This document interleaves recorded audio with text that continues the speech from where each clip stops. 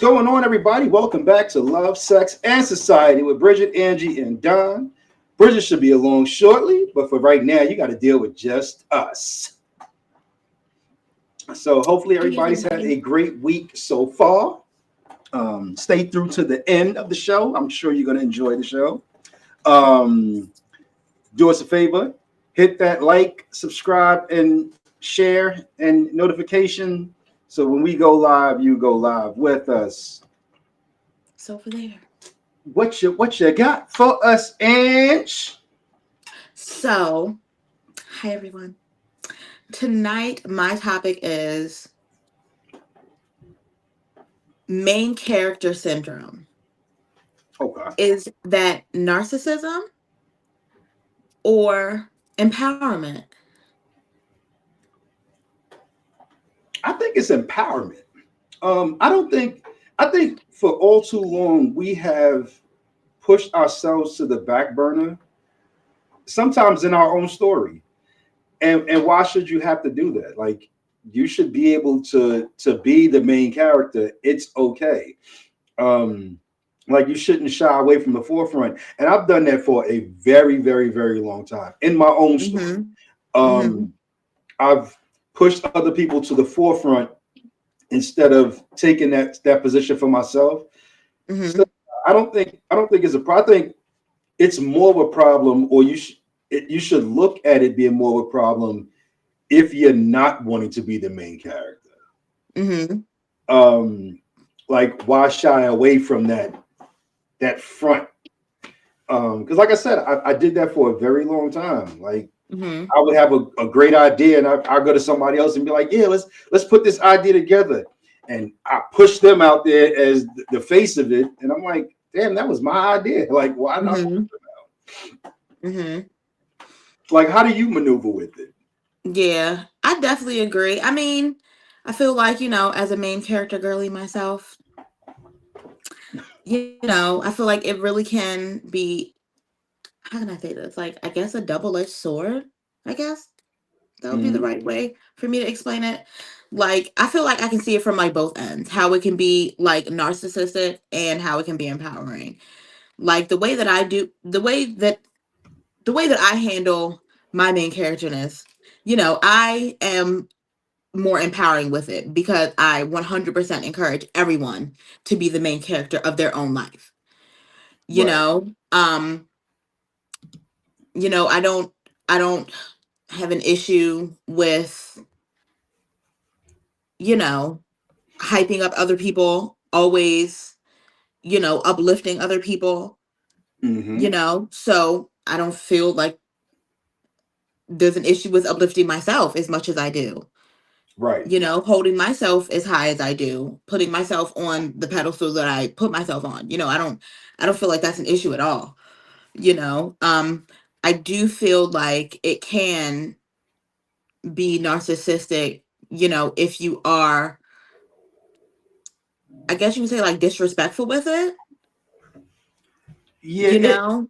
Like, I feel like some people, like you can be, I feel like you can be like, I guess you can say, like, maybe mean about it or something Yeah. like that, you know, if you want to be like the main character of every situation, you know, like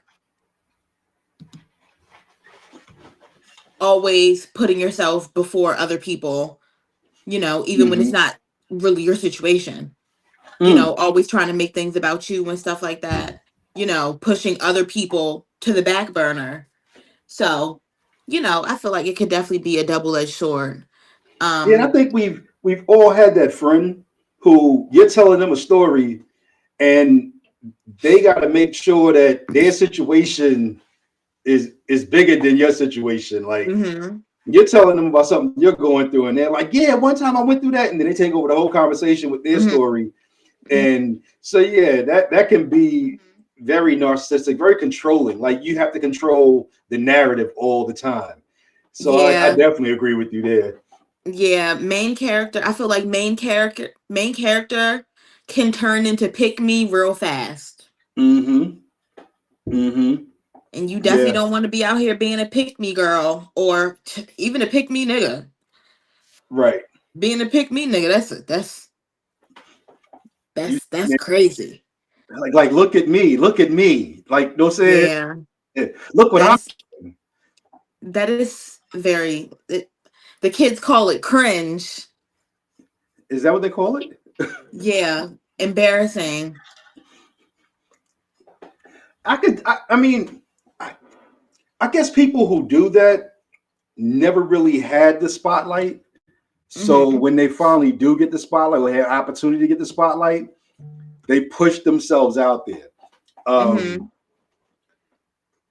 See, I've never had the problem with getting the spotlight. As a matter of fact, I think being placed in the spotlight made me feel like I had to now show up even more. Like Mm-hmm. so, I would fall into the crowd. Mm-hmm. Um, People I are would expectant. Yeah, like Mm-hmm. I'd rather just fall back into the crowd and just not even in like when I was going through school. I didn't want to be the lowest grades in the class, but I didn't want to be the highest either. I just wanted to fit right Mm-hmm. in the middle so you could leave me alone, not expect too much out of me, but I ain't getting in trouble at home either. Like Yep. at work, I do the same thing. Like for a long time, I would just blend in, just Yeah. go along to get along, just blend in. And I didn't have the best stats, but I didn't have the worst stats. Like I'm not Yeah. in danger of getting fired, but I may not be in danger of a promotion either. You know what I'm saying? Like I'm Yeah. sitting right there, I'm just That's chilling. my vibe right now. That's my But at my new then, job. That's my vibe right now. yeah, like you just want to Mm-hmm. just chill, like just mellow out. I'm here. I just want to get paid. I don't need a Mm-hmm. whole lot of accolades. You don't need to big me up in the conference calls and all that. Nah, just I'm cool right where I'm at.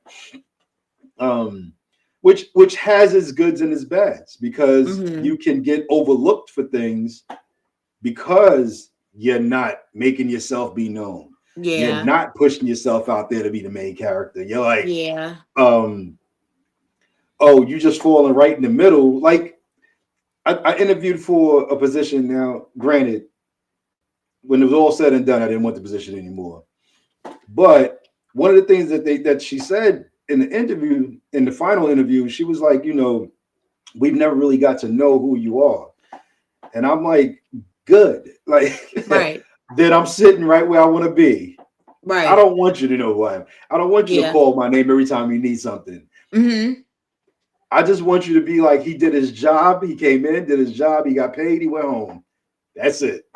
Not too much. Right. I don't need everybody to know my name. I don't need everybody to be reaching out to me, asking me Mm-hmm. questions. Nah, I'm good. I came in, I did my job, got paid, went home. That's it. I Yeah. get enough accolades at home. I'm good. Yeah. Yeah, I feel like I definitely agree that, if maybe falling back definitely can be a blessing. It can be a blessing and a curse because you definitely don't want to be overlooked. Um I guess that's the happy medium that I'm gonna try to find at work. I don't want to be overlooked, but I definitely I don't want to be anyone's go-to. And even though I just started, so I'm not gonna be anyone's go-to for a while. But right now, I'm just not. I feel like I'm just not in a place. I'm just not in a place for that right now. That's why I guess I'm so into my own main character era because I'm really just trying to focus on me, Mm, you that's know, good. trying to do better, trying to make myself better and stuff like that.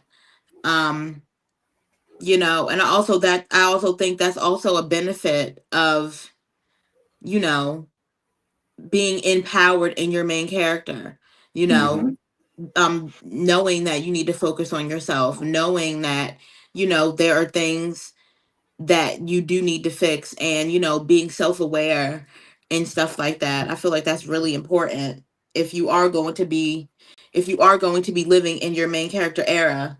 Then I feel like being self-aware is a big part of that. Hey, Hey What's Bridget. up, y'all. Rich? I miss y'all. We miss you too, Bridget. Hey, girl. Hey, so what y'all talking about? We're talking about being in your main character era. Is it empowering or is it narcissistic? What Okay. do you think? Because girl, you love that word, narcissism. Girl, so Tell us what you think. so I feel like it can be both. I feel like it can be empowering, but I feel like sometimes people who like operate in that main character era, energy, whatever you want to consider it, sometimes it can be what's the word? Just like self-centered sometimes, where it's like Mm. you Hmm. don't I'm not saying you, but I'm saying people who like feel like, oh, I'm main character energy. They feel like everything is always about them. Cause I felt like that about some people that I know. And it's nothing wrong with like knowing that you that girl, you know who you are, you know what I'm saying? But it's also it's like I feel like it's a time and a place to know like it's time for other people to have that spotlight. You know what I'm Hmm. saying? And I feel like sometimes it can be self-centered where it's like it's just if it's not about me, I can't celebrate other people. I've seen that in some people that I feel like operate in that main character energy. But I feel like it's a good thing to know who you are, you know what I'm saying? But it just can't be to where it's like you can't allow people to have their shine when it's their turn. You know what I'm saying? Yeah. Hmm. Like, you know, like sometimes it's not about you all the time. Like, you know what I'm saying? Like sometimes if it's somebody's birthday or if somebody just graduated college, like sometimes it's just their turn for them to have Hmm. their shine and it be their moment. You know, and I feel like sometimes people who operate in that main character energy forget that sometimes. You know, that's Hmm. the only thing. But I'm not ever gonna say it's a bad thing to like know that you that girl, you know who you are, you know, because you got a lot of women that or people in general that's very insecure. They don't have confidence, you know, and they don't know who they are. So it's a good thing to know that, you know, but also secure enough to be like, I can let the next person have that main character energy when it's time for them, you know, to shine. Yeah, Hmm. because I know, like, I had a homie who proposed to his girl at somebody else's birthday party. Like, not your Yeah, time. It's not your time yeah, right now. You know what I'm yeah, saying? Yeah, Like, I yeah, hate stuff like that. put Yeah, together so your own PSA. party for that. yeah, PSA. Do not think to propose at my wedding. right, I will right, Right, kick you right down right. on your knees. Your other knee gonna be on the ground too. yeah. Yeah, so I don't know. I think it can be a good and a bad thing. You know what I'm saying? Hmm. It's like I feel like if it's rooted in confidence but not self centered, you know. Yeah, Hmm. yeah. I mean, we. That's why we have like the self care now. Like self care is like this huge thing, and I think that really kicked off like during the pandemic. Everything became about self care Hmm. because for a long time we were ignoring ourselves and putting ourselves out there for everybody else. Right. So it's good that we're starting to acknowledge I'm important as well. You Yeah. know, but you don't have to be the look at me. Hey, I entered the room. But hey, I entered the room and I'm important too. Like I love Yeah. y'all all. I'm a Yeah. big y'all up, but I'm Hmm. important too. Yeah. Hmm. And like I personally feel like if you want to walk around feel that way all the time, yeah, cool. That's cool. But you gotta know when to shut that off when it's not when it's specifically not about you. You know what I'm Yeah. Hmm. saying? Because I personally know somebody that don't know how to shut it off. Like, you know, and to me that's not fair. You know what I'm saying? Like you Right. can't outshine somebody else when it's time to celebrate them. You know what I'm saying? Hmm. Like so Yeah. Who is it, Bridget? Drop names. Say them. Drop messy ass their up. name. Damn troublemaker. Messy ass up. It's just somebody that I personally know. I'm not going to do no name drops, but I feel like yeah, it's like you know, but it could also be like I don't know, maybe a personality disorder or something like that, you know. But it's like it's good to. I would never want someone to dim they light and not have confidence because I feel like too many people lack confidence, you know. But it's Hmm. just like you can't be mad when it's not always about you, or you can't like be okay with just taking a back seat sometimes. You know what I'm saying? Mm-hmm. Like, I love to see when people, good things happen to them. Like, you know, and it's Yeah. like, all right, I'm gonna make it about you because it's about celebrating you right now. Like, you know, it's not always Mm-hmm. about, you know, if you in that main character energy, it's not always about you, you know. Yeah, I feel that's like you one can be thing. confident and still celebrate other people. That's just how I feel. Yeah, that's honestly that's really how I live my life for real. For real. I am one confident ass person, but when I say I big ups You everybody, do, and I feel like you like do. that's my thing. Like Yeah, it's just I say it all the time. It's word vomit. I can't hold it back. It's yeah, literally I physically can't hold it back. If you hmm, look good, I'm gonna tell you. Like I physically yeah, can't. Like yeah. I Or if interrupt somebody got, people's conversations on the street to yeah, tell them that, oh, I like your dress. Oh, your hair is fire. Like, right. yeah, Or if it's somebody I announced that can't they not do ready to it. have a baby and they getting married, even though it might not be none of our times yet, you know what I'm Mm-hmm. saying? We can still be happy for people, you know. And I can Mm-hmm. say that you definitely do that, you know. Like, I feel like it's okay to be in your main character energy, but you still get Mm-hmm. props when due. You know, it's some people that it's like they struggle when they see other Yeah. people doing well. Like, you know, and they like, I can't acknowledge it. Like, you know, and it's like one person winning is not gonna stop you from winning. Y'all in two different lanes, you know. I hate that so much for people. Yeah. I hate that Yeah, so girl, much me for too. Yeah, people. Like, what? Get. it's a weakness. I tell Yeah. people all the time, get that Well, hate it out to your me, heart. it really showed that you're not as confident as you think you are. Because to Yeah, me, somebody who is Yes, very confident, the next person getting married or having a baby or you know, accomplishing a certain goal is not going to dim your light because y'all in two different lanes. You know, so you exactly. know it's not stopping you. You know, so to me, you do lack some type of confidence if you can be in that main character energy, but you can't be happy for other people. You actually, you know, you don't have as much confidence as you think you do. You know. yeah. Like you Yeah. have to Mm. you have to sometimes just realize, or I had a pastor say one time, be willing to turn somebody else's pages sometimes. You know what I'm Yeah. saying? Like Mm-hmm. be it's sometimes it's somebody else's book. Just be the person Yeah. that's gonna turn their page for them. You know what I'm saying? Yeah.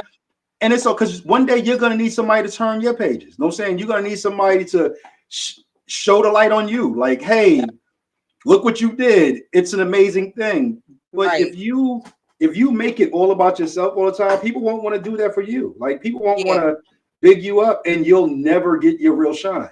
Yeah. Mm-hmm. And that's why I say if it's rooted in self-centeredness, I feel like that's narcissistic. Because I feel like Hmm. Yeah. narcissists have a hard time, you know, celebrating other people. They make everything about themselves, you know. Yeah, And they try to Okay. like, you know, they try to like act like what everybody else do ain't a big deal and what they do is like such a big fucking Mm-hmm. deal, yeah. you know. Mm-hmm.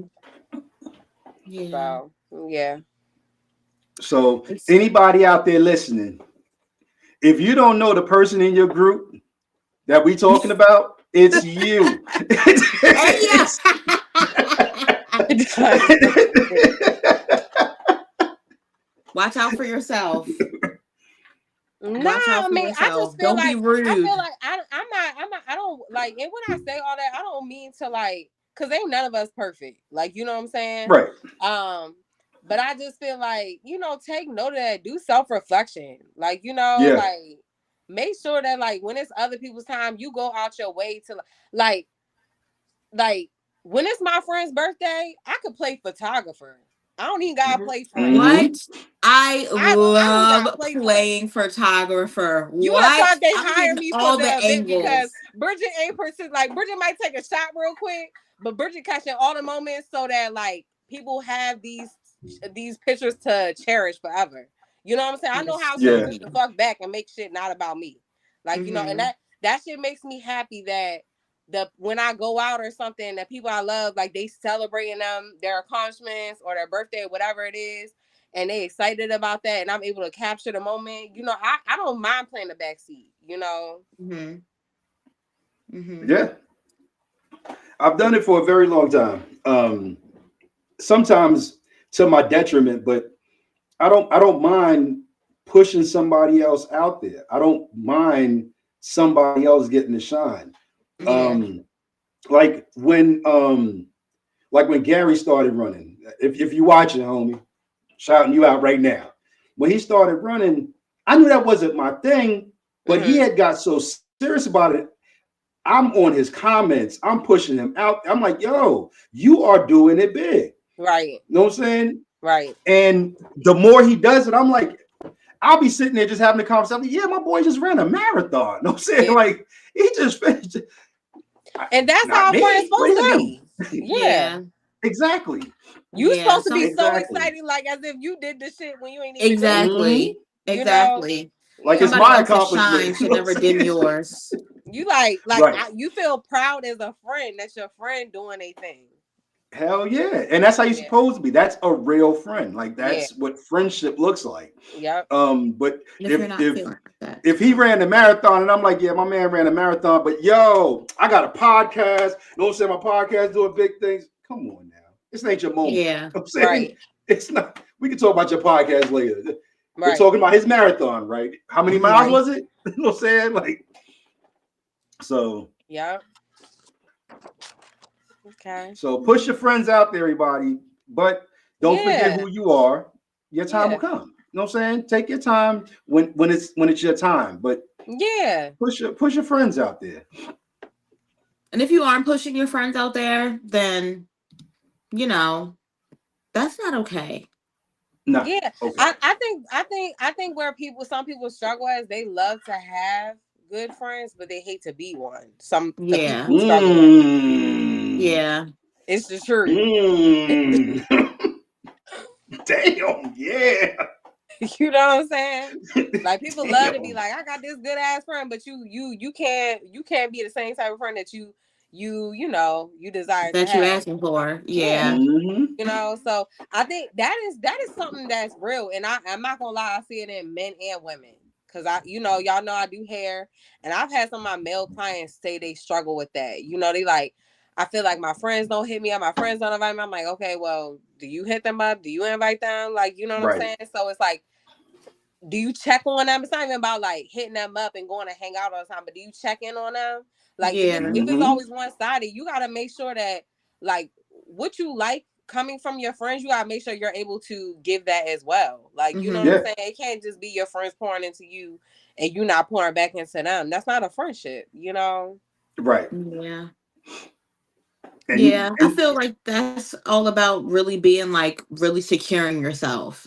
Yeah. Like I feel like that's really honestly like the biggest part of, I guess, being in your main character era, like really Mm, really being secure in yourself. yeah. Like if you're hmm not securing yourself, then you aren't going to have the ability to lift people up and lift others up without your light feeling diminished. Right. Right. like something that I've noticed recently, well, probably over the last year or so, that seemed like it would never be before. Like women would always compliment each other. Like you would see another woman, ain't got to be a friend, just say, hey, you look really nice. You know what I'm saying? That's a nice Mhm. dress. Or yeah, I like the way your hair's done. Cool. Mhm. Guys would never do that. But over the last year, I've noticed like more guys will do that to each other. Like, yo, like the shoes, you know what I'm saying? Oh, I like the hoodie, you know what I'm saying? Hmm. Total change in the way things used to be, Yeah. Yeah. especially amongst our community. It was Hmm. always like, oh, I can't let him outshine. So I'm definitely not going to big him up because now he's going to outshine me. Yeah. But guys are really being more comfortable with saying, yo, I like what you got on, or I like what you're wearing. Right. Right. Yeah. Um, Yeah. I feel like black men have really like I feel like they're really starting to see the benefit in partnership, really, mhm. and seeing the benefit in community for Yeah, real. Yeah. Because, I feel like that, entrepreneurship and, just, putting your mans on and making sure everybody eat. Hmm. right. I feel like that's the thing now, making sure everybody eat, which is great. Yeah, Yeah. because it cuts away jealousy. if Exactly. everybody is pushing everybody out there, everybody's bigging each other up, then what are you jealous about? You know what I'm saying? This Right. is your moment. Tomorrow might be mine. You know what I'm Not saying? just that, but I feel like when you know, life ain't promised and life is very precious. And it's like when you leave this earth, you should you should be okay with yourself knowing that it's like I was able to support my friend or I was able to tell my friend how proud I was or show up for them. You know what I'm saying? I feel like that's the true meaning of life. Like, you know, not Mm-hmm. making shit about you, but like how can I impact other people in a positive way? You know? Mm-hmm. Yeah. Absolutely. You have to be able to do that. Like, and we take a lot of things for granted, but what you just said is huge. We take for granted that tomorrow's gonna be here. Yeah, but Yeah. you may not be here for tomorrow. You know what I'm saying? Like, you gotta appreciate today and do the Yeah. right Yeah, thing that's today. absolutely. Yeah. Me personally, like this is how I personally feel. I'd rather like when I leave this earth not be remembered for the things that I did for myself, but more so how I impacted other people. Like, Mm-hmm. you know what I'm Hmm. saying? Like how I can help other people. That's how I'd rather be remembered. Like, you know, Bridget gave me this gem. Like Bridget helped me with this. Like, you know, I'd rather be remembered for that rather than just like you know, like psyching myself up, like, you know, Yeah. like Hmm. making shit about me, like, oh, I accomplished all these things within myself, like, you know, I'd rather Yeah. like if I can help people in any type of way, it can be anything, like, you know, I'd rather be remembered for that. Like, I know this chick who would do things for people, right? Mm-hmm. She would do a lot of things, not like a lot of nice things for people, but her purpose behind it was really negative. She just wanted other people to talk about her in a positive light. Yeah. Like, Mm-hmm. she wouldn't do it anonymously. Okay. She would do it so that everybody sees, oh my God, look what she did for so and so. You know what I'm Right. saying? Yeah. As opposed to just doing it out of the kindness of her heart. Yeah, because you want to. That's like some people do shit for leverage too. You Yeah. know, Hmm. like people be like, I did all of this for this person, and in the moment that they don't do something that I want them to do, remember I did this. Remember I did you Right. and Yeah. had I this hate in order that. for me. You I know, hate and to me, that. that's not like real people. Like you know, because you're not doing it because that's something you wanted to do. You know, Yeah. like if I do something for like I could do something for somebody that I know might not be able to reciprocate it because they might not be in a position to reciprocate it. But it might just be on my heart. Like, you know what I'm Mm-hmm. saying? Like for example, if like Angie, if you didn't give me a birthday gift, but I gave you a birthday gift, like it's shit Mm-hmm. like that. Like I don't count. I'm not trying to count favors. Girl, see you taking it literally. Stop taking it literally. I'm just thinking big. She's so irky. It's like you can't give Angie one fucking example. She's gonna be like in her mind, like, let me overthink this shit. No, Overthink. I'm using it as an example. You get what I'm saying? Like Yeah.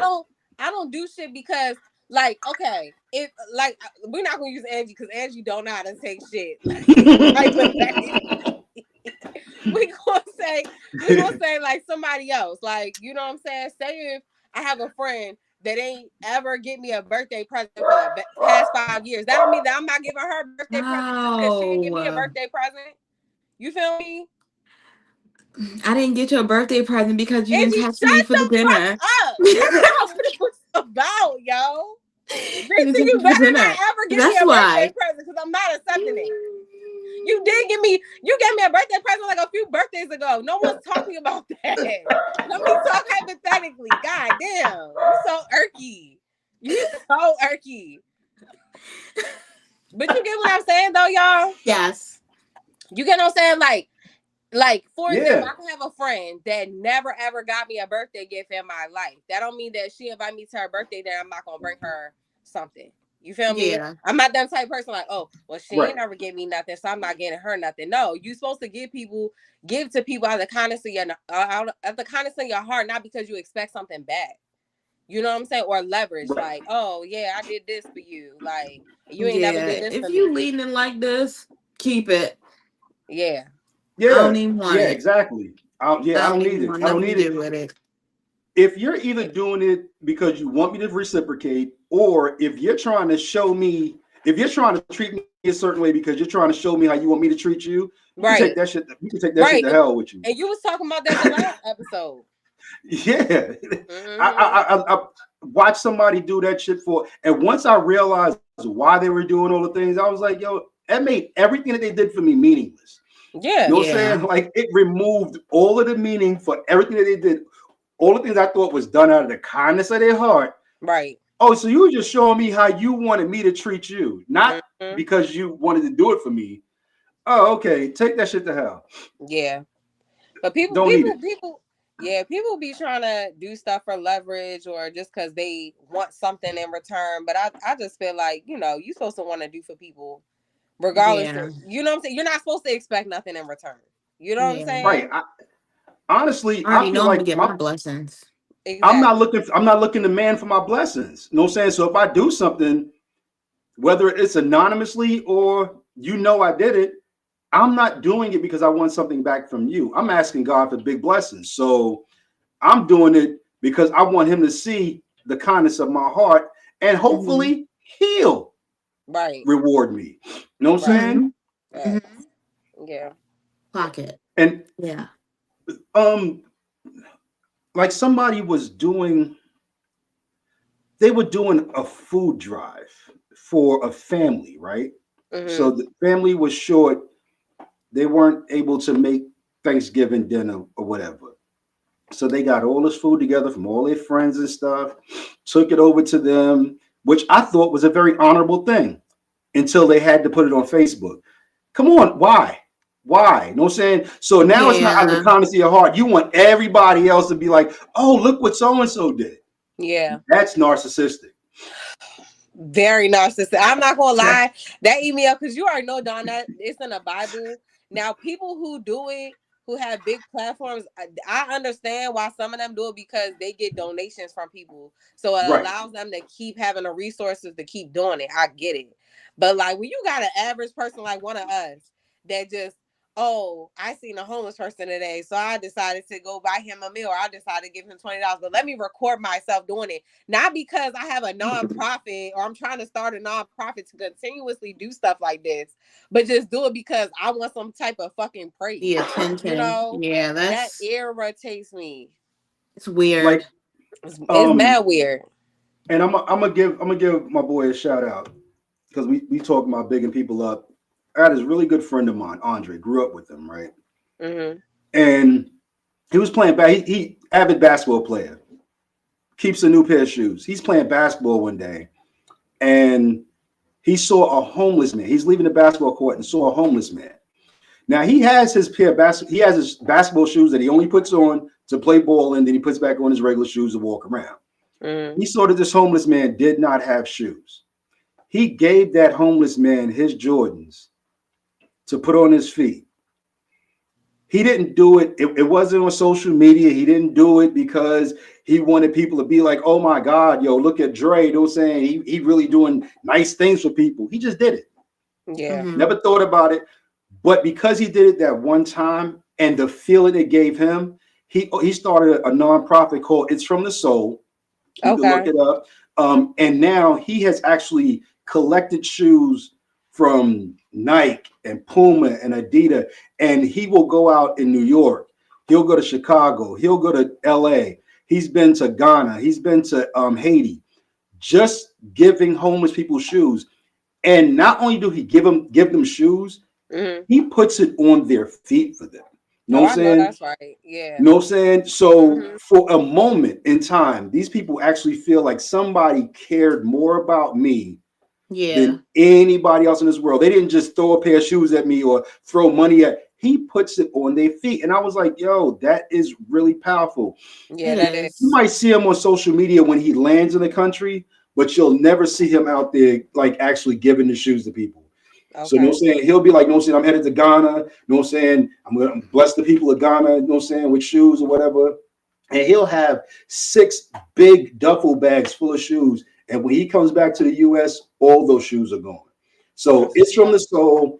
I'm going to big him up because I feel like that's a really, really good thing to do from the heart. Yeah, that is. Yeah. And And The if people fact want to that donate to him, yes, they can look him up. he's on IG. I'm sure he's on IG. It's from the soul, SOLE, like the sole of Okay. your feet. Okay. Um, Oh, so that's cute. How yeah. clever. Um, But and go ahead, Dawn. the lady from Good Morning America saw him out in Manhattan doing it and brought him on air to talk That's about what's what he up. did. That's But that's not nice. why he was doing it. He did it because he saw somebody with a need that he could fulfill. Right. Mm-hmm. Right. Yeah. And so 143 trips had a few comments. She said there's so many negative things on social media, so why not show giving back?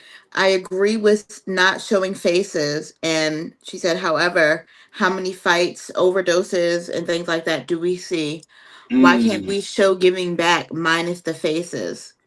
So I feel like when it comes to posting about like giving back on social media, I feel like you really can feel like the intention behind the video. hmm And I feel like the intention is what really matters. Like, are you posting the video to, get donations for your nonprofit? Are you posting the video so then you can spread the word about some type of awareness or something like that? Right. Or are you spreading the video just for likes and views? Yeah. Right. Yeah, because I, Right.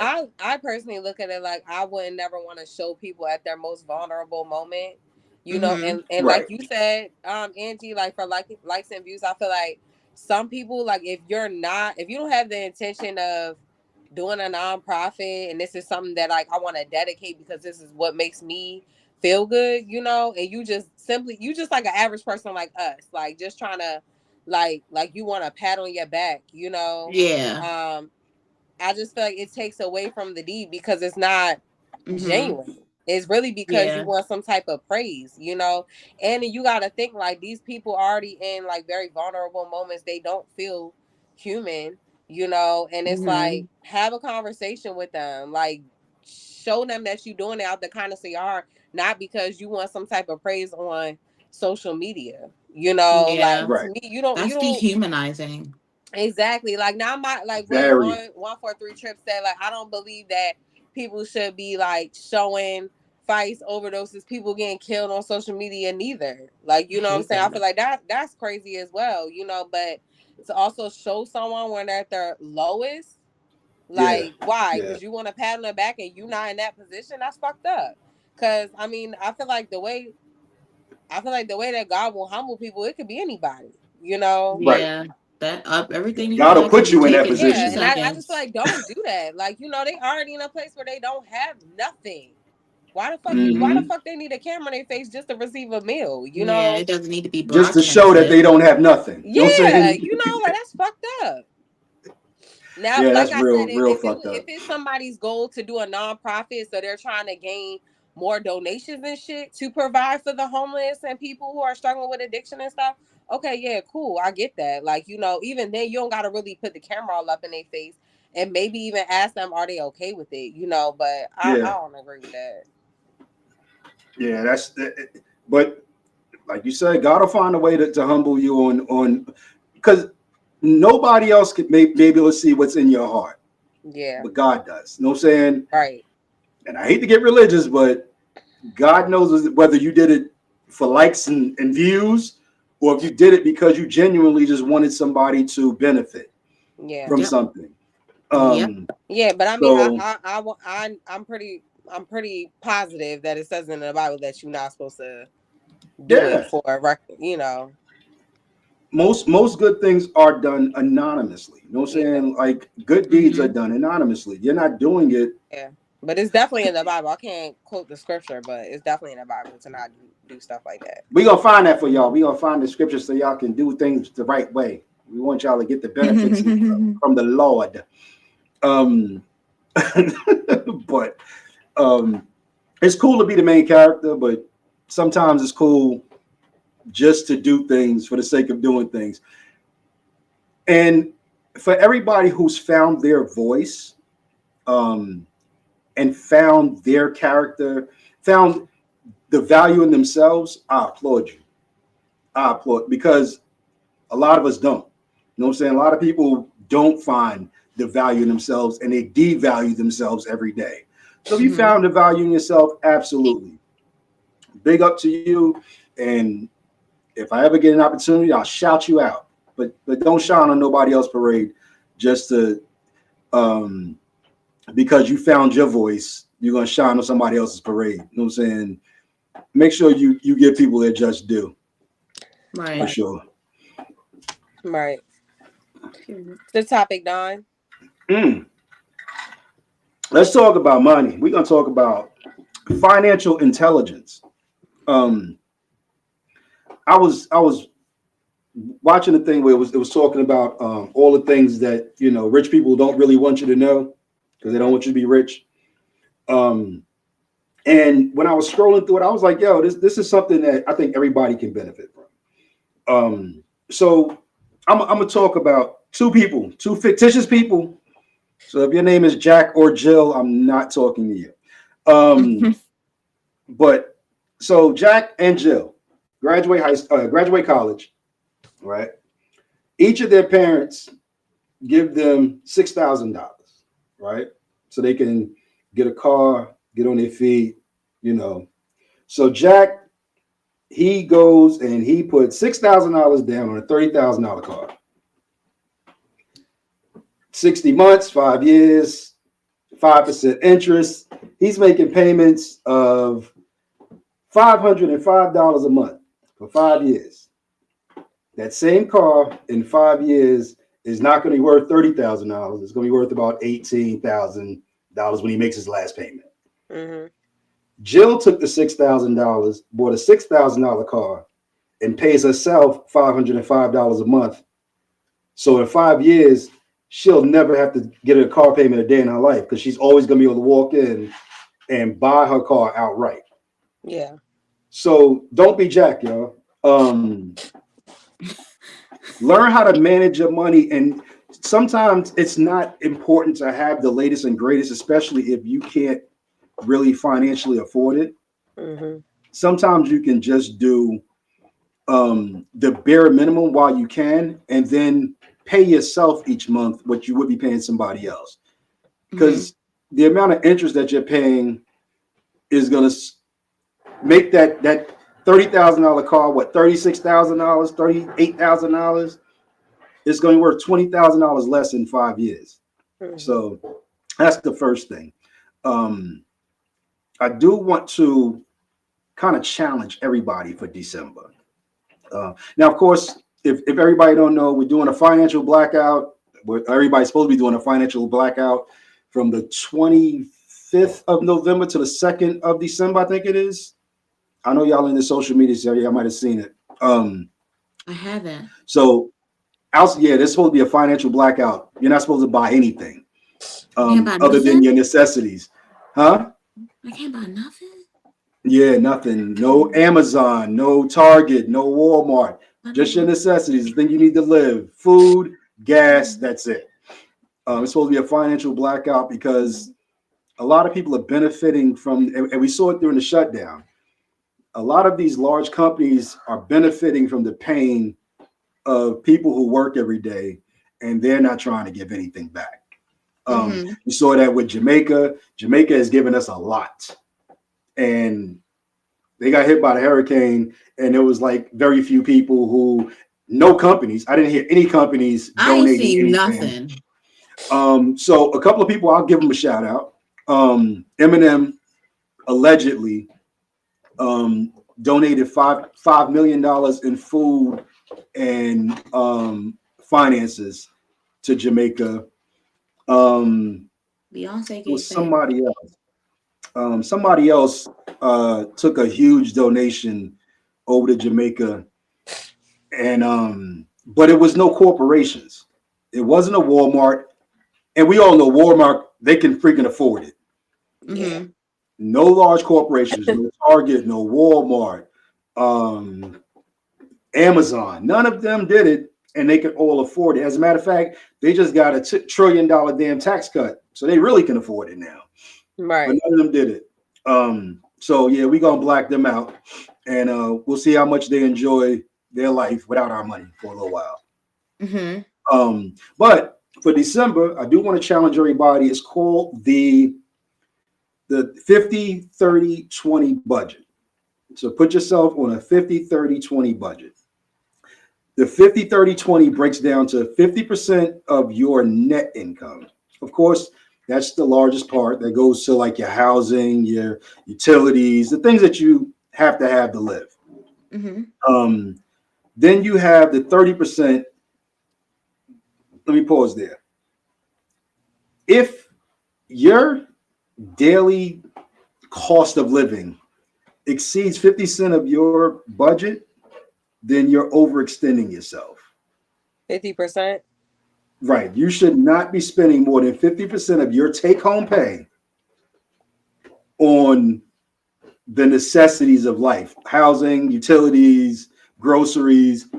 If what you're doing in there supersedes that, then you need to really rethink how you're managing your money because you're Mm-hmm. spending too much for other people to benefit from at that point. Mm-hmm. Um, the 30% is for your entertainment, basically your amusement, your dining out, your partying, whatever that has to fit in that 30%. If it exceeds that, then you're doing too damn much. Mm-hmm. And then 20% is savings. You got to save out of that 20%, whether it be putting into your 401k, putting into your savings account. Mm-hmm. Um, so that's the challenge for everybody that watches the show for December. If you do it one time, you'll probably be able to do it a second time, and maybe it'll become habit. So that's how you start to live your life. You should have a savings. Mm-hmm. You should have multiple savings accounts.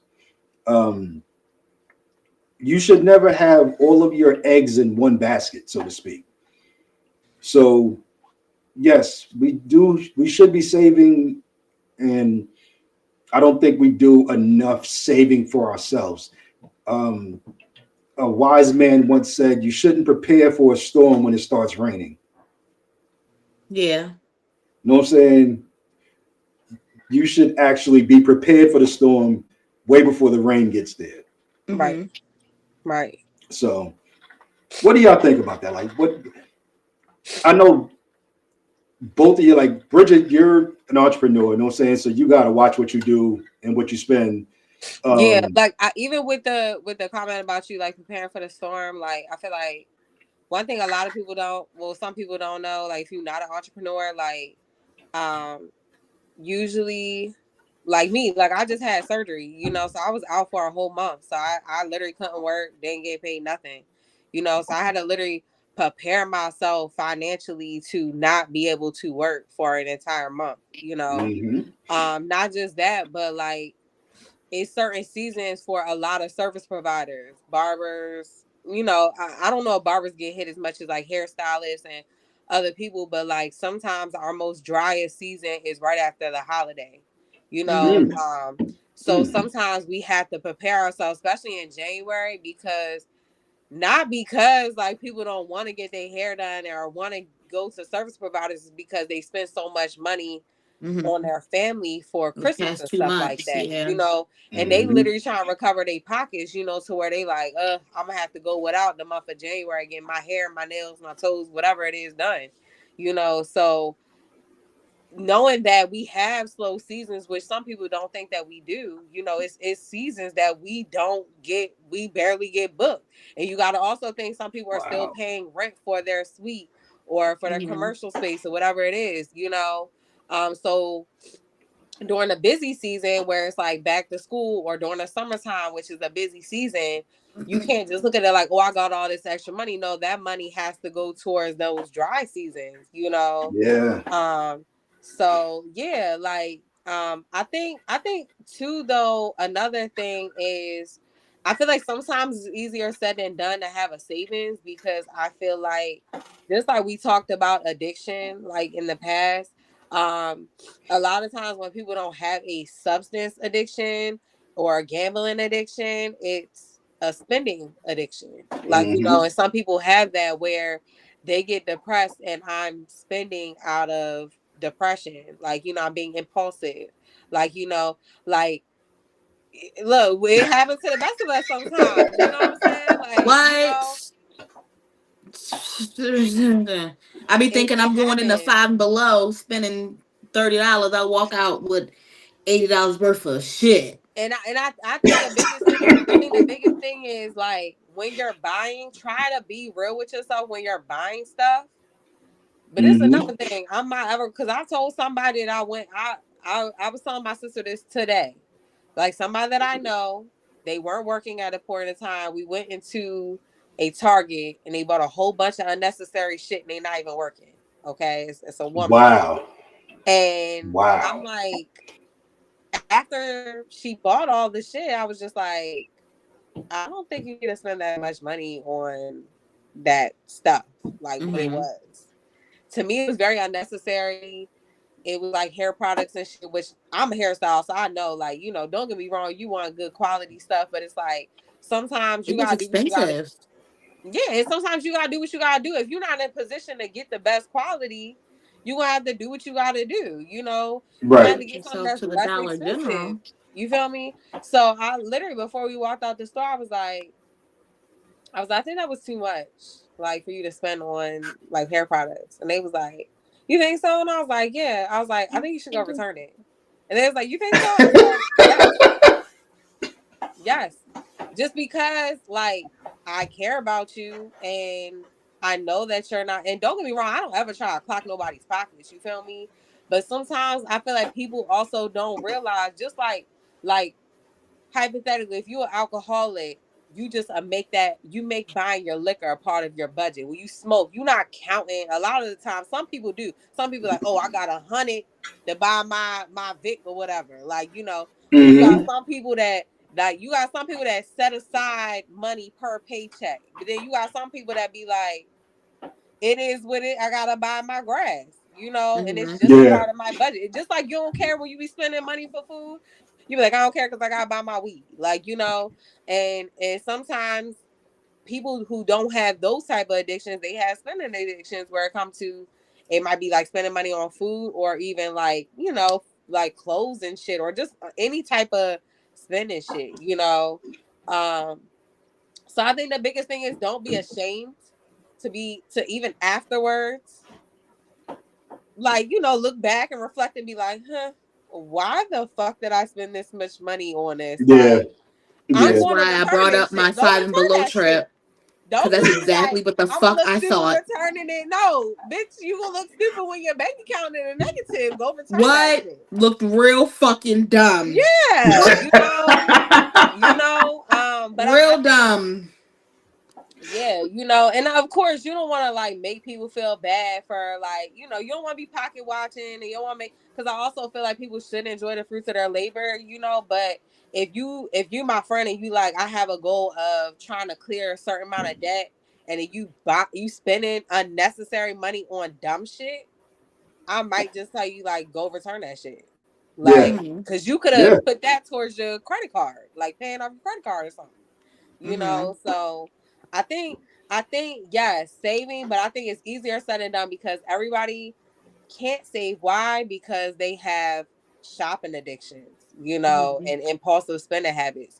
So I think before you could just tell somebody to save, they have to get that under control. Because when you realize, like, whatever it is, because we all got addictions, right? Whatever your addiction is, like, that you like, I'm spending my money on, set a certain amount aside. And even if you run out of whatever the fuck it is, whether it's your weed, your drink, whatever, your food, if you're addicted to ordering out, set yourself that aside. And then once you go over that, don't touch that, because once you like budget yourself with that, then you will start to be able to see your money saved. You know what I'm Mm-hmm. saying? Mm-hmm. But I don't think everyone has the discipline to just be like, I'm gonna put 30% away every paycheck or 20% away every paycheck. I think it's easier said than done, because I've Mm-hmm. tried to do that with people. I tried to be like, all right, like, let's it was like these little fucking envelope challenges where you put 100 something or 150 or 200 every paycheck or some shit. And the person Yeah. I was doing it with didn't I got didn't 100 do the envelopes in my shit. closet right now. Ain't opened.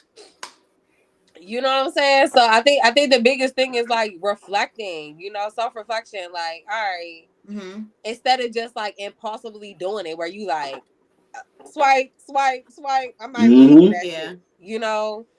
But the thing is when you set yourself and then you like, all right, I actually see my money saving. I feel like that's a better way to save money. Like I can say that for myself. When I started smoking weed, I didn't necessarily say, oh, I'm gonna take a certain amount of money, which I do plan to.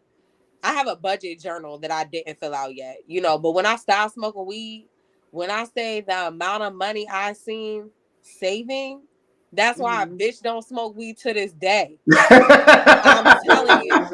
I'm telling you. It like that shit was like to see your fucking money saved like that. Mm-hmm. Like that was enough for me to be like, yo, fuck smoking weed. Fuck buying them backwoods. Like fuck all of that shit. Like, cause like when you see your money, that's a whole different feeling. You start feeling proud of yourself. You like, damn. And this is what my grandfather taught me too, is like once you save a certain amount of money, it's like, no, I want more of that. Like, Yeah. like while I'm taking from that shit made me feel proud that I could save that amount. Mm-hmm. So And that's what I'm hoping that if people take take the challenge. I mean, we do all type of damn stupid ass challenges on social media, fucking walking on crates and dumb shit like that. Try this challenge. Like yeah, it's 50% for your needs, 30% for your wants, 20% in savings. yeah, That's your wants can be anything the hell you want it to be. If you want to smoke your weed, it needs to fit in that damn 30%. yeah. If it And, doesn't, then you're spending too much. and get a budget journal if you have to, like, you know what I'm saying, where you like write out how much you make and how much your bills are and how much you need to put away to save. And the thing is, if you have a struggle with saving too, right? Mm-hmm. If it's somebody around you that you know is financially responsible, tell them put that shit away. Like, all right, Mm-hmm. I can't trust myself with this money. Mm-hmm. So I need you to put this in your safe or whatever the case may be. Like, you know what I'm Mm-hmm. saying? And once it's like out of sight, out of mind, you're not even thinking about that shit because you know you can't touch it when somebody else holding it for you. Mm-hmm. And don't even try to come Like up with some excuse like, oh, I need that. Nah, no, this for your saving. like and my older sister taught me this. Um, and I haven't done it as much as I should, but you have an account. If you have an account that you can have money direct deposit come out of your check and Mm-hmm. go into, but you Right, don't have a debit card for that account. So right. if Like you you said, want to get money out of it, you gotta physically go into the bank go to the bank. Yeah, and withdraw that money. You know what I'm saying? You That's got to what I go just out your way did. to get there. yeah, Did That's what you? I That just did for see? my new job. yeah. I have a Yeah, savings I account did. like that.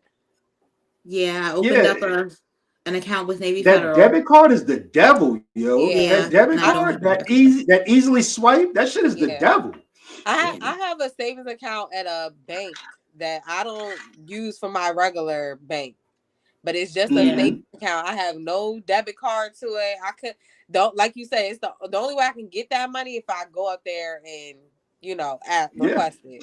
Yeah. But That's yeah, why I specifically did mine in Navy Federal because there's no Navy Federal near me. mhm, Right. It's I'm not not easy about to to get find in up and Navy go to Federal. nobody's bank.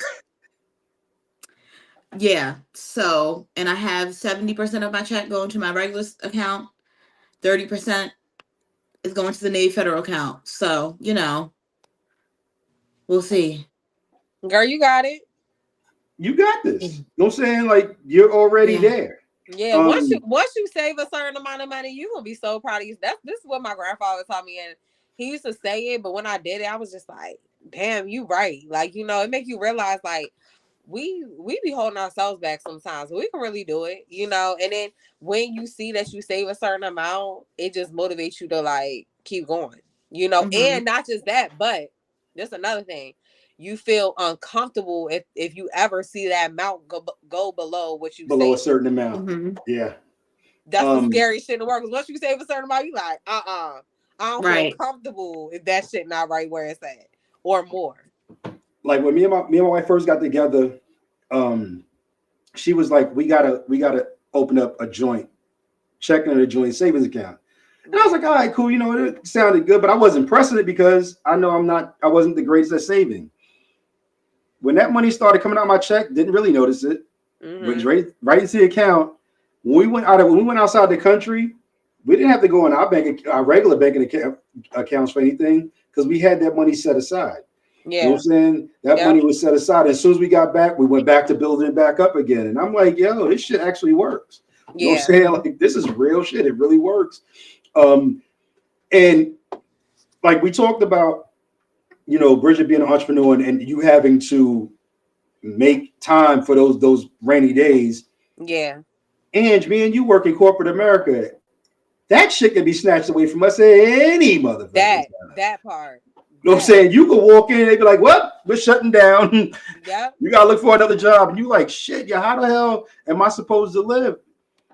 And I've been a part of 3 call centers that have shut down. Mm-hmm. One of them shut down without notice. Like we came in and that was our final day. And I was like, oh shit. And it wasn't a severance package. It Yeah. was like, we shutting Bye. down. That's it. Yeah. Doors will be closed tomorrow. Don't show up here. You know what Yeah. I'm saying? I've had that done twice. Mm. Twice. One we had a little bit of a warning, but the one we got sent home on a Friday. It was like they had that shit. What is it like priority mail? That shit was in the mail by Monday morning. Like you ain't gotta come because we work I think Wednesday through Friday or some shit. I don't remember, but it was like we Oh, worked 12-hour wow. shifts. But they had it in the mail Monday morning. That was like they shut down. We basically got replaced with machines. Like Wow. so I've had that too, where it's like you leave and have no warning that you ain't about to have a job to go back to the next week, you know. And another job, same thing. It's kind of like the same thing happened, but it was like we lost our contract, and it was like within a few months they started the layoffs, you know. So Mm-hmm. yeah, that's also why, you know, and a lot of times even with unemployment, if you granted unemployment with that's gonna last like 6 months, that's not even your full Yeah. pay, you Right. know. So it's like, yeah, that's why it's important because you never know, you know, and you got some people that take savings so seriously. If they lost their job, they could go without a job for a whole year, still maintain all their Yeah. bills and still be good, you know. Yeah. Mm-hmm. So that's the goal, you know, because you never know what's gonna happen, you know. Like when I started my first business, I went to the Small Business Administration, for guidance. I didn't really get guidance. What I got is scared, basically. Because they was like, you need to, when you start a business, you should have enough money saved where you can sustain your current standard of living for 18 months. And I was like, wait, what? I'm starting a business because I want to become self-sufficient. Right. If I got 18 months worth of fucking money in the bank, I'm already self-sufficient, motherfucker. Like I already did it. You know what Right. I'm saying? I've already accomplished the shit. Right. But yeah, Yeah. like, but because when you start a business, you don't see a profit immediately. You know what I'm saying? You paid all that money to get the storefront or to get your product up. You don't see a instant gratification.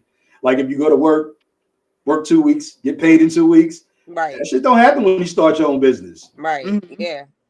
You know what I'm saying? You may go 6 months in the red.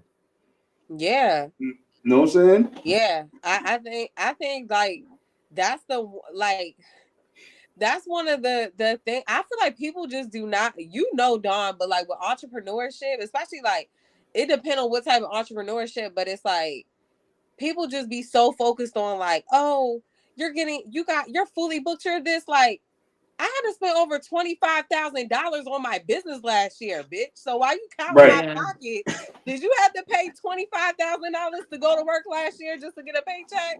Like, no. Exactly. You feel me? Like people Yeah. Exactly. sleep People on don't how think much about the money. logistics. Yeah, people sleep on how much money you gotta spend to make money. Money. Yeah. Like, y'all, Mm-hmm. when people go to work, you don't gotta give your job money just to get your paycheck at the end of the week. I You feel me? Like, give them my Right. sanity. yo, people really sleep on that, but it's like I don't know.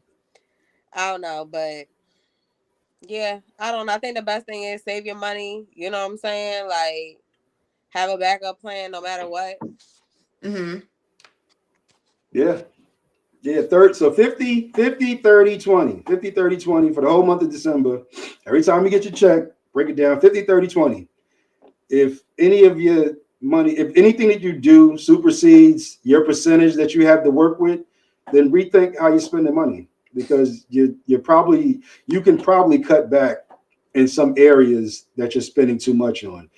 If Right. you don't work from home and you got the highest damn internet, why? Why? You know what I'm Yeah. saying? Yeah. Why do Budget. you have the highest Budget. internet? Yeah, people Yeah, gotta you know what I'm budget. saying? People Because gotta I cut like out to the stream my unnecessary. shows. You can stream your shows on the medium internet. Right. They got free apps. That's right. But you got you but even if it's little stuff, like even if it's little stuff, you gotta cut out that unnecessary. You know, Hmm.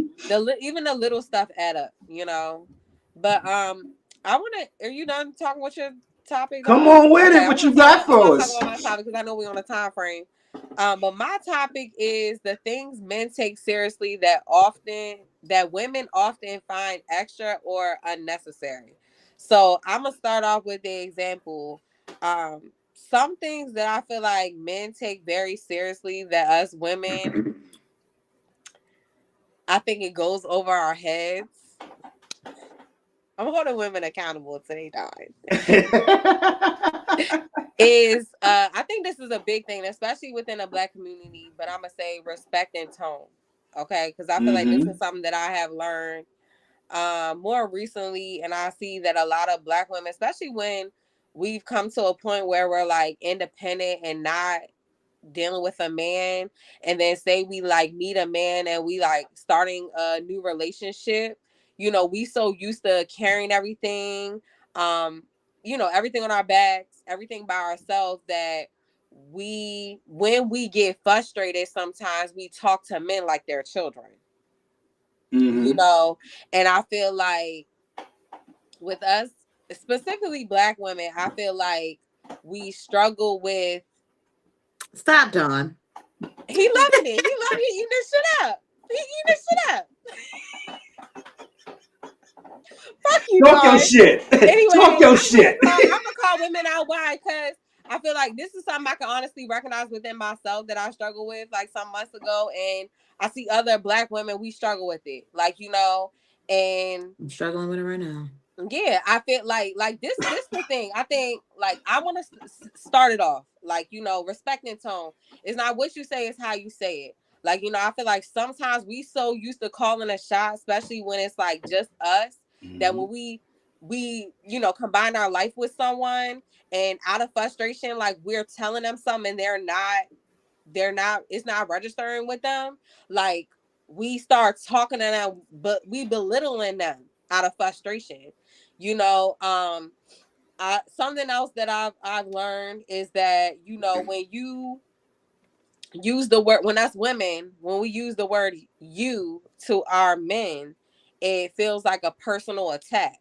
You did Hmm. this, you did that, you didn't do this, you ain't do that, you know. When And I think that's where we have our miscommunication. That's why like black women and black women sometimes we're not understanding each other. You know, like yeah, we're very different, but I feel like we not understanding each other because I feel like it's just simple words, like especially with the you. Men take you as an attack. So just by you switching your word up and being like, uh, this made me feel. Yep. That's all I was just getting ready to say. Yep. This made me feel this way. And not only that, this is another thing too. Like you can't always criticize people of everything they doing wrong, but never acknowledging when they doing things right. So even Hmm. if your man is like frustrating you, start it off with, I love the way you always take care of me. I love the way that you do this. I love the way you do that. But when this is done, it makes me feel unappreciated. You know, or I love you being a leader, but it makes me feel better when you ask my opinion on something before we make a decision together. You know, it's literally just simple fucking words that can be Mm-hmm. switched to a man, especially black men, not feeling like we're attacking them versus Mm-hmm. them truly understanding what we're trying to say to them. And I think that's where the big miscommunication comes from. You know, Mm-hmm. I seen it within myself. I've seen it with other black women that are good women. You know what I'm saying? I could say they're good women, good men, but I feel like we as black women are not really understanding how that's beating our men down when we are only acknowledging the bad, you know, and not like even when we like, all right, I need this situation fixed. But let me tell him what I appreciate about him and tell him how this makes me feel and see if he can come up with a solution or we can come up with a solution, you know. Mm-hmm. And I feel like a man can hear you better, Mm-hmm. you know. So I think men take that more seriously when we sitting there saying, use this, I told you to take the trash out, you ain't do it, and this, that, and third. That feels like an attack on them, you know. So I feel like that's something they take more seriously Mm-hmm. and it goes straight over our head. And Mm-hmm. we simply just looking at like, I'm telling you how I feel, but it's coming off as an attack, you know. So I think Mm-hmm. you know, women need to be more cautious of just our simple word choices. Like, you know, stop saying you. Appreciate, tell him all the good things he does, but also say this makes me feel this way and I would like for us to do this, to where it's like he can receive it. Because when something feel like an attack, people aren't able to receive it when it feels like you're attacking them. You Mm-hmm. know, when it feel like you Mm-hmm. attacking me, I'm not hearing nothing but you attacking me. You know, I'm not hearing what you trying to make me comprehend. You know, Yeah. so that's just one thing that I think men take more seriously. And I'm just gonna say the other things, and I want y'all to speak on those things. I'm gonna just state what some of those things are. Other things are being corrected in public, money and providing, and the other things is like Oh yeah. Hell no. status and symbols, being compared to other men, their space and their things, and emotional exposure. So I would like for y'all to tell me, like, out of those other things, like being corrected in public, money and providing, why men take it more seriously, and why it's flying over women's head, you know, and why women need to respect those things of, you know, how men like things, you know, what they take seriously. So I'll definitely say peace. Having a peaceful place to come and lay your head at. Um, if every time you walk in the house, all you hear is the things that we're not doing right, the Yeah, world is already telling us that. The whole time we're out the house, that's all we're hearing is the things that black men don't do right. If we walk in the house and every time we come in the house, that's the first thing we hear, we're lacking peace. You know what I'm yeah, saying? And some guys just internalize that and they beat themselves up behind that because they don't know how to ask their woman for peace. You know what I'm saying? Mm-hmm. mm-hmm. It's We don't know how to say, hey, you know what I'm saying? I just got in the house. Can you give me like, a few minutes to just detox from what happened outside? We could talk about everything here. We don't know how to become vulnerable and ask for that moment of peace. Yeah, Um, so because we don't know how to ask for it, and some women don't know how to give it, we're just living in that turmoil Mm-hmm. constantly. So I know it sounds like a simple thing, but your man having a peaceful moment when he comes home, that moment may be the difference between him hearing the things that you ask him to do or him ignoring anything that you ask him to do. Because you can ask him Mm-hmm. something simple, like, saying, hey, can you get that out the top of the cabinet for me, which is nothing big, but the first thing he heard when he came in the house was all the things that he did wrong before he left out. right. Um, Instead of, and I know I'm not saying women should become indentured servants, but have a drink for him. If he drinks, have his drink for him when he come in the house. You know what I'm saying? I'm not saying that you got to serve it on a platter on your knees, no shit like that, but just so he can detox from everything that's been thrown at him outside the house. Give him a minute. Then y'all can have conversations about everything else. How was your day? You know what I'm saying? What did life throw at you? Let's have that conversation. Oh, something's broken in the house. Let's get that fixed.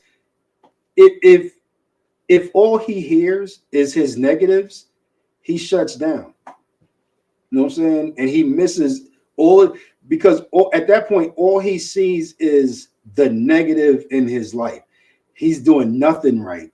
His relationship's not right. His job is not going right. And men don't know how to always be vulnerable and say, "Look, I'm having a hard time coping with everything right now." We internalize it. We hold on to it. Just like that football player who took his life. You know what I'm saying? Young dude. Mm-hmm. He was internalizing a lot of things. I don't know for sure, but I'm almost positive he held a lot of things in, and he had no outlet for it. But give your man a peaceful moment to let that out, and I promise you that man will probably be a better man for you than if everything in his life is beaten up on him. Yeah.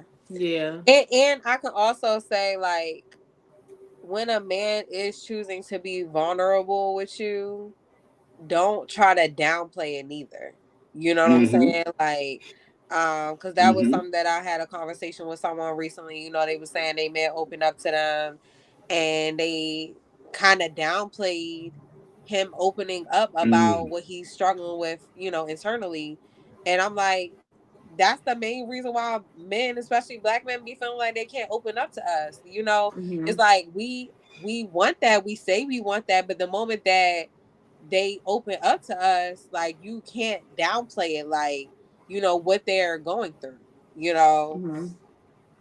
So yeah, I agree with that, because it's like you gotta think of it too. Like, if a man was home before you, if we walked in the door as women, what we really want to hear, you don't never cook anymore, you don't never look good no more, you put on some weight. Like, if we really heard that shit would break us the fuck down. So it's like, how the fuck as women do we think like our man can walk in the door and we just gonna fucking throw bullets at his ass the moment that he done fought with the whole world and come in the house, and I was like, you left the toilet seat up, you ain't take the fucking trash out. Like, you know, they like, God damn, bitch. Yeah, that's a lot. And wonder why they don't want to be there, you know? Yeah. I agree. Yeah. So, Angie, do you, like, I don't know if you want to, like, speak on either the being corrected in public, or like how, you know, some men might feel like less than when they may not always be able to provide, like, you know, taking a woman on dates because money might be tight, you know, shit like that.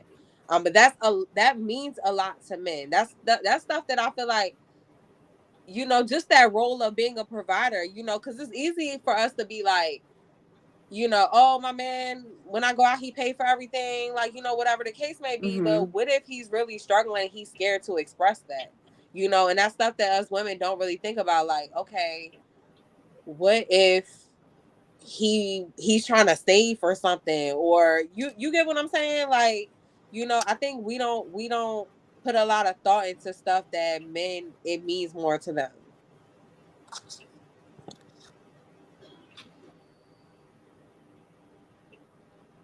I guess I don't really know what to say because I'm the culprit. Okay. I'm the culprit. I'm not good at being soft. I'm not good at accepting. Um, how can I say this? I am the bad tone girlfriend. That's called self-reflection, though. That's good. It's good. Yeah. At least you can It's good. recognize it. Self-reflect. Yeah. Yeah, The it's next step is something changing it. that I'm trying, It's okay. We all trying, girl. I ain't perfect either. and I don't want to talk about it anymore. Okay, that's fine. That's fine.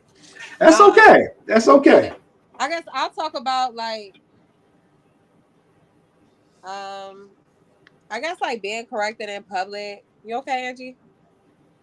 I'm sorry. This be a whole therapy session for us, y'all. Um, Hey, that's how we build. That's how we build. Look, We that's how we good. learn though, because I'm learning. I trust me, like I this whole conversation, what my topic was, it was really like one of my clients, like serious conversations. And the thing is, like, even when I bring up like, oh, me and my client was talking about something, a lot of the times, even why I bring it up is because when I talk to them about it, you know, sometimes they vent to me about it, but it be stuff that I struggle with myself that I have, Mm. you know, and so a lot of times it's like that's how I self reflect. It's like when I hear somebody on the outside talking about their situation that I was like, damn, like I kind of talked to somebody crazy before, like, you know, or I came at somebody where it seemed like an attack, you know, that's where I can really self reflect and then when I give them the advice that they're looking for, I'm really trying to take that within myself. I'm trying to take the same advice.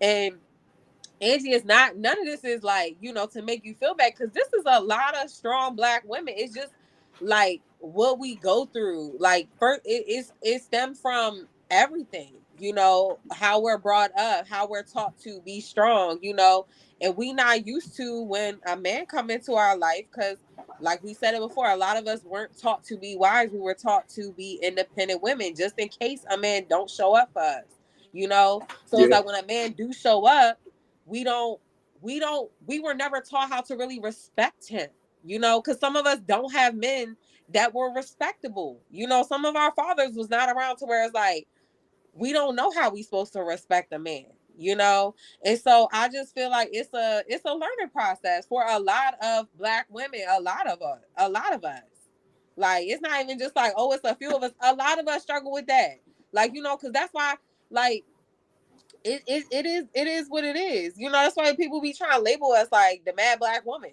you know. Um, Yeah. but it's almost like our hurt is getting take out on them, on, you know, we taking that out on a man, you know.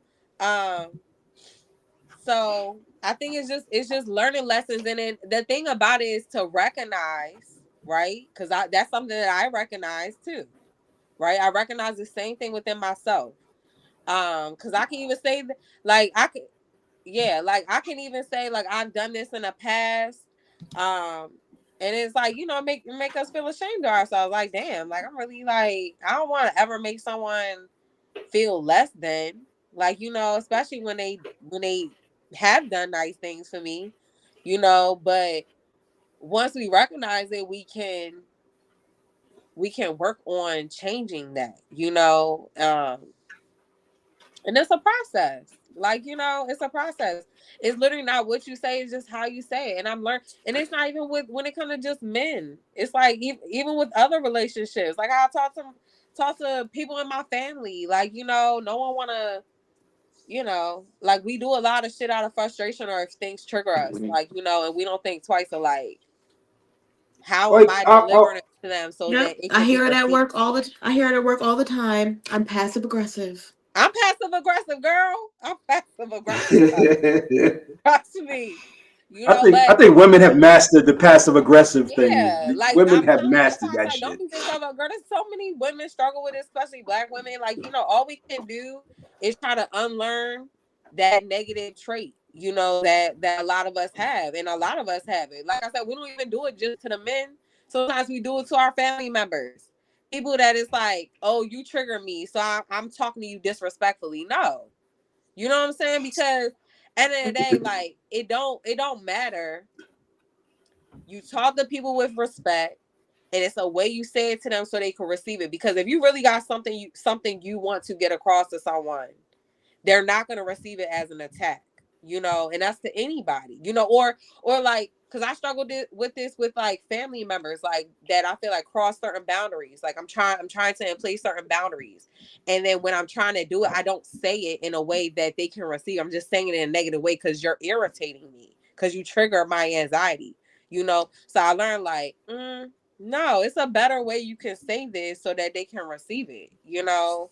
But it's just like a learning lesson, you know, Like you I'll know, but definitely say like this about women, that a lot of people don't, especially black women, that a lot of people don't realize.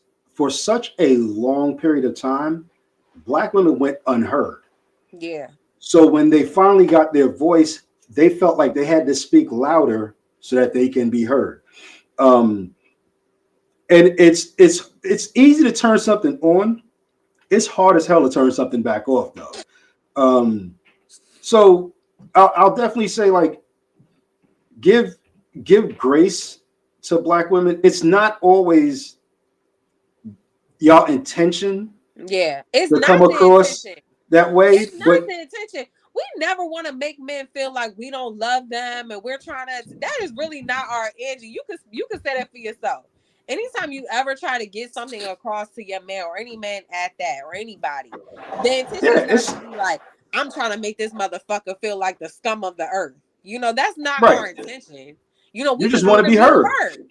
Yeah, Yeah, you know. But it's like we gotta realize that we really want to be heard, if we really want to be seen, we gotta say it in a way that is respectable and people can actually receive it, you know.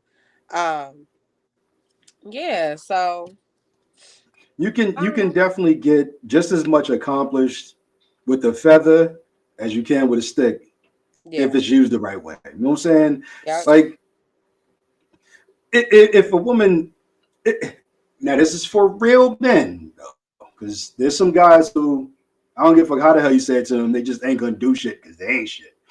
But the last thing we want to hear is our woman hurting. So if you speak as if this is how I felt when you did X, we heard you now. Because the last thing we want to be is responsible for bringing you pain. yeah, But if you say you, we shut down. We ain't hear none of that shit. We ain't. I don't care what the hell. If you were just trying to say you, and then you're like, can you get this down out the cabinet? We ain't hear that shit either. We don't want to hear nothing after you. yeah, But if you come to him with a feather, the last thing he want to do is turn that feather back on you and hurt you with it. yeah. I think so another thing when it comes to things that men take more seriously um than women really like you know we might find like even if your woman don't care that a man can't like you know financially pay for every single thing, sometimes it still fucks up a man pride because a man still Yeah, might want to provide everything for, so it might, even though you're not making him feel less than, it might make him feel less than either way, like even if you not like damn, you ain't took me on a date in a month, 2 months. You know what I'm saying? Like, even if you like, babe, it's fine. Like, we don't gotta go on a date. We can whip up this and just do a little movie night or something like that. Like, you know, but I feel like men still, especially like because of society, like, you know, they still feel less than sometimes when they want to do more for their woman and they can't, you know. Um so I think that's one thing. That's another thing that, you know, men take very seriously, regardless if your woman is being supportive or not. That's stuff that like, you know, beat men down about internally. Um what's the other thing? and Like, go ahead, we Don. wrap this up because this is definitely a topic because we sometimes miss the simple things, and just sometimes talking about it just points it back and say, you know what, this is something I can do a little differently. Um, but I think I told y'all this for a long time. I thought buying shit for a woman was romance. So when I wasn't able to, that was me not being able to be romantic. Yeah. Now, of course, I figured out that a fucking picnic at the park is just as fucking romantic. It don't cost shit, but Simple shit. I like to be able to provide. You know what I'm saying? I like to be able to provide because we're supposed to provide, and when we can't, Yeah. Yeah, that's just an ego fucking stabber, yo. Yeah. Yeah. And it's not even just romantic, just thoughtful shit. Like, you know, if a woman just, it Mm-hmm. could be something so simple like out of nowhere, you just, I swear, I'm just using this as an example, but a man could go in the kitchen and make a fucking grilled cheese and come in the room like, I made you a grilled cheese. Like, something that is like just thoughtful. Like, I just thought to make you Yeah, something you to thought eat. about me on your way through the kitchen. You know what I'm saying? Like, you know what I'm saying? Like, just simple stuff like that. It don't take a lot, like, you know, but I don't know. I think that my thing out of this, I feel like men. I want men to be heard, even with the things that they do struggle with. But I want women to understand that sometimes things that we look over, we don't realize that men are struggling with. You know. So you know, like I don't. I just want us to understand each other more and not like, you know, not beating at each other's heads to where it's like you talking, he talking, and no one's listening. You know what I'm Right. saying? Like, so I know we on a little time frame, so I don't know if y'all still want to talk about this topic or not, but I got some good toxic or not. So I don't know if y'all still want to talk about this topic for a I'm little good bit. till like 10:15. Okay. All right, so cool. We So can, yeah. so what about like what about have you like Dawn? I'm gonna just ask you like, have you ever been compared to other men like, oh, my ex used to do this and you don't do this, or how about like your space and your things? Like it says like touching and reorganizing like men stuff that can trigger your like your territorial space. Like, you know, like have you ever felt like that in any type of relationship? So not so much the touching of my stuff. Yeah, I think I have. I've dealt with that as well because my DJ equipment is real fucking sacred to Oh, me. that's yours. Okay. So having somebody, I used to have somebody who would just turn my knobs for no good damn reason, and I go to use my shit, and I'm like, all my shit's out of whack, and everything is set a certain way for a certain reason. So Right. yeah, that's my space Yeah. typically. Um, I've had somebody compare me Uh, to their exes, and I don't think they, I don't know if they did it in a negative way. I hope they wasn't being negative, but it was like, oh, you're not the typical guy that I would normally deal with. I normally deal with light skinned guys, and I'm like, so go find a fucking light skinned guy. Like, why are you with me? What an odd that's thing to rude as say. hell. Yeah, You know what I'm that's saying? What an odd thing to say. yeah, I'm that's like, really rude. so I'm different from everybody you ever dealt with. Maybe that's why none of that shit worked for you. Right. You know what I'm saying? Clock Because it. Yeah. you're not with them. You know what I'm saying? Yeah. But yeah, they would constantly do that shit. And I was like, this is some fucked up shit. Yeah. And I had to get my own bearing. And I was like, yeah, I'm done with this shit. But it took me a while because I kind of liked her. You know what I'm saying? So it was Yeah. like, damn. But that it fucked you up when she would say stuff like that. Hell yeah. Like Yeah. just because I'm not light skinned, so fucking what? Right. Yeah, That's rude. yeah, that is. That's crazy. That's out of That's, pocket. yeah. Yeah. Cause I feel like even if somebody should type, you don't gotta sit there and like announce it every chance you get. Like, yeah, just a reminder, you're not my type. Like, you're not my Right. usual type. Like, that's so ignorant. Like, I don't know. And why are you with me? Right. Right. Normally I'd walk past a nigga that looked like you. The Right. fuck? You know what I'm saying? It also like on here also says like sometimes status and symbols like cars, shoes, watches, or gym strength often tie into a man's sense of self-worth or identity. Uh do I you think ever if we talked about that before a little bit, but go ahead, Dawn. I think we have to eliminate using outside influences to dictate who we are as an individual. Mm-hmm. And I've been definitely guilty of that.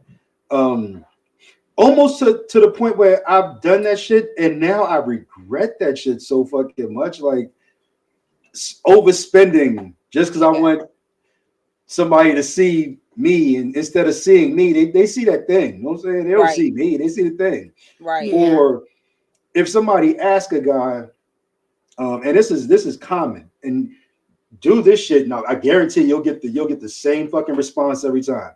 Ask a guy to tell you about himself. Yeah. He will tell you about everything other than himself. He'll talk about his job. He'll talk about where he was raised at. He'll talk about the things that he done. He will never talk about who he is as an individual. Yeah. We eliminate ourselves and we focus on everything exterior to us. Well, I was ready to say the Right. outside. Yep. Yeah. Yep. Yeah, because I mean, even with you saying like you used to spend all this money and all that, but it's like now you have something that like money can't buy, you Right. know, Yeah. like you have a Yeah. wife, like you have a home, you know, you have healthy children, like, you know, I think those is the things that truly need to be valued rather than what it looked like to the rest of the world, because it's like Yeah. once you got your person, that's the only person you care about what anything Right. look like too, and really they love you for who you are, so it's like all of that outside shit don't matter to them, you know, Mm-hmm. like the Hmm. cars and all that flashy shit, you know. So yeah, like I mean, I get it because I like, you know, but I get like all those things sometimes tie into a man's like self worth and their identity, but at the same time, I feel like the person that's for you is gonna love you despite whether you have any of that or not. You know? Yeah. 100%. Yeah. Like I've dealt with a lot of superficial women in my life, Hmm. and it was a huge adjustment to get with somebody who was not looking at any of those things. They just wanted to be treated right. You Did know what I'm did saying? did did dealing with those type of women like fuck up your self esteem? It made me, and I'm trying to find, I guess, the best way to say it made me do things so that I can be the person that they wanted me to be. So I made a lot of bad decisions in life trying to live up to a standard that I really didn't need. That wasn't where I needed to be. Like that wasn't my realm. Yeah. Yeah. But I didn't realize that at the time. So back in the days, you know what I'm saying, the biggest thing or the biggest flex for a guy was you drop your woman off at the beauty parlor, you pay for that shit, you come back and pick her up. I knew I ain't have it. You know what I'm saying? So I had to find a way to get it. Yeah. You know what I'm saying? That like can you talk about that real quick, Don? Just like how some people will, because you know we talked about saving and stuff and impulsive spending. Because we talk about people putting themselves in bad financial situations because of what it looked like to other people, you know, and trying to keep up with people. Yes, like just like that one or that one example where you dropping your woman off at the beauty parlor, you know what I'm saying? Or you sending your woman you sending your woman roses to her job. And I don't know if anybody's ever had roses delivered to somebody. The shit's at least $90, $100 for a Yeah. Roses nice, ain't not even cheap. a yeah, not even a big set. You know what I'm saying? Just a decent set. It's gonna run you $100. And Yeah, then you maxing out a credit card, or you know what I'm saying? You putting that shit on a credit card. Now you paying 27% interest right. on $100 just so that everybody else can see her get And flowers. see it. Yep. Yeah, Not and even not even it's not even the point of her getting flowers, because she could have got the same flowers that you picked up and you had sitting at home, but you had them sent to her job so that right, everybody else could see that shit and everybody else could tell how good of a man you got. right. Yeah. I think that's important. Men or women, you know, don't run up your credit card trying to prove to somebody that you're worthy of them. If they wouldn't fuck with you if you ain't have shit, leave their ass the fuck alone. You know what I'm Yeah. saying? Hmm. You should not be going into debt to prove your worth to someone. Your worth is not determined on your bank account. You Don't know? trip if you ain't got it. Yeah. Like I remember there was a time in my life, and I don't know if I've ever spoke about this, but there was a time in my life when my child support was always important to me. So making sure my kids were taken care of, big thing. So I lived on my bare minimum because I had to take care of not only my children, but also the household I was living in. So I Yeah. lived on bare minimum. And the person I was with at the time said some shit to me, and I had to look at her like, you really don't give a fuck about what I'm going through Yeah. because she was like, well, you knew my birthday was coming up for a whole year. You could have saved. What the fuck am I saving? Like, I'm living on bare minimum. You know what I'm Right. saying? And I don't even want to say how much I was living on every 2 weeks because y'all might be like, how in the fuck? You know what I'm saying? Yeah. But I was living on bare minimum. And out of that bare minimum, she expected me to save some money for her birthday. Yeah. Mm-hmm. And I was like, what the like I looked at her like she had 8 heads. Like, what the fuck do you mean? Yeah. It's And that's when unrealistic. I realized that person wasn't the person for me. Like that was my aha moment. Like, you really don't give a fuck. Like, I literally had enough money, no bullshit, for cigarettes, gas, and maybe a bottle of liquor.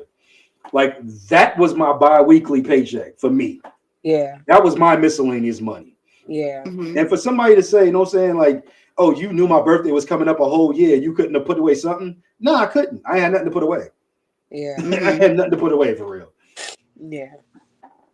But then, like I said, to get with somebody who her every thought is, do I have enough to live off of? You know what I'm saying? How am I doing financially? Yeah. It's when you look at somebody and you go, damn, like I put myself through all of that. And there was somebody out there who really cared about my well-being and my day-to-day. So Yeah. Y'all ready to play Toxic or Not? hell yeah. Yes. Y'all came out with some good scenarios.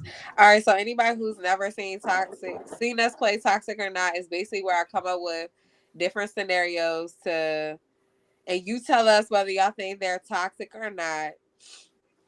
So the first one, toxic or not, calling your boyfriend or girlfriend's mom when y'all get into an argument. That is toxic. Oh my Yeah. gosh. I Yeah, that's hate toxic. that. I hate that. I was even watching this Get show. your son. Sorry. Yeah. I got into the show. No, it wasn't a relationship. It was friends. But the friends were arguing, and then the one girl's mom popped up at the other girl house like, so why haven't you been calling my daughter? Like, girl, if you don't get off my porch, Mm-hmm. if you Yeah. don't get off my doorstep with that mess, what? No, toxic, Oh shit. extremely. Very toxic. Yeah, I agree. Um, Popping up to your boyfriend or girlfriend's house unannounced when they don't answer your phone call. Mm, Toxic. that's not toxic because I feel like it depends on the intention behind it. Like, if you going over there on some shit, yeah, that's toxic. But if you going over there like, you're not answering, are you okay? Are you Type alive? shit. Exactly. I'm Like, just wellness checking to make check. sure you're still breathing. Is Literally, that the wellness reason that check. we stopping Like, by? it really could be. I'm gonna make sure you're Like a it bitch in could the be like, closet. I feel like, especially like in my situation, because Brandon cheating on me is not even in my mental. Yeah, So if I'm going over there, I'm literally going over there to make sure that you're okay. yeah. Like, I ain't got no reason to pop up. But all So, right, but if I'm feeling hypothetically, suspicious and I'm on it, some shit, if it yeah, was that's just definitely like toxic. I called this nigga, he just got over. I know he just got home. I see his location. Why the fuck he not answering my phone call? I That's had this on some girl sit shit. out You my on some shit. Yeah. I had this girl sit outside my damn house because she called and I didn't answer. And because she saw a car that she'd never seen on the block before, she thought they was at my house, sat out there and cried because Mm. she thought I was cheating. I was asleep like a motherfucker. Okay. Okay. All right. Toxic or not, flirting with your boss to get a raise. Toxic. What the hell, you whore? That ain't toxic. You common I whore. can see Dawn now. He said that ain't toxic. Dawn, look at Dawn. Oh, you gonna get this promotion, baby. Hell yeah. Use what you got to get what you want, damn it. Oh Oh my Lord. god. Oh my They're goodness. children. Okay. This the last one. Wishing your ex happy birthday while currently in a relationship. Toxic as a motherfucker. Yes. Toxic. I don't know. You're saying that. Wait, no. You're saying that's toxic, Bridget? If you're in a relationship, yeah. I mean, I don't know. I feel because of the fact that I'm looking at it in a way, of the perspectives that I've been given by you guys. That's why I'm giving the reaction that I'm giving. Because we've had conversations about platonic exes and not having beef and things like that. So, in my opinion, I don't know.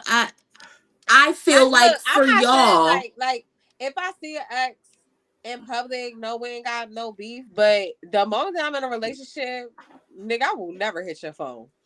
I will not. I've done it. Happy birthday. Sorry, don't mean I'm not happy you lived another year. But if I'm in a relationship, I'm not hitting no ex's phone. Yeah, because y'all already know how I stand on it. That was just to reciprocate. So I did it to reciprocate one time, but that was I wasn't like initiating it. Like my birthday fell first. I got one, so it was like, okay, happy birthday. But nah, that was it. I don't know. I just me personally, I think like if I was in a relationship, I just wouldn't want to do anything that I wouldn't want my partner to do to me. Right. And I know that like something like that would probably bother me. So like I would never want to do it to them. Yeah. I agree. I agree.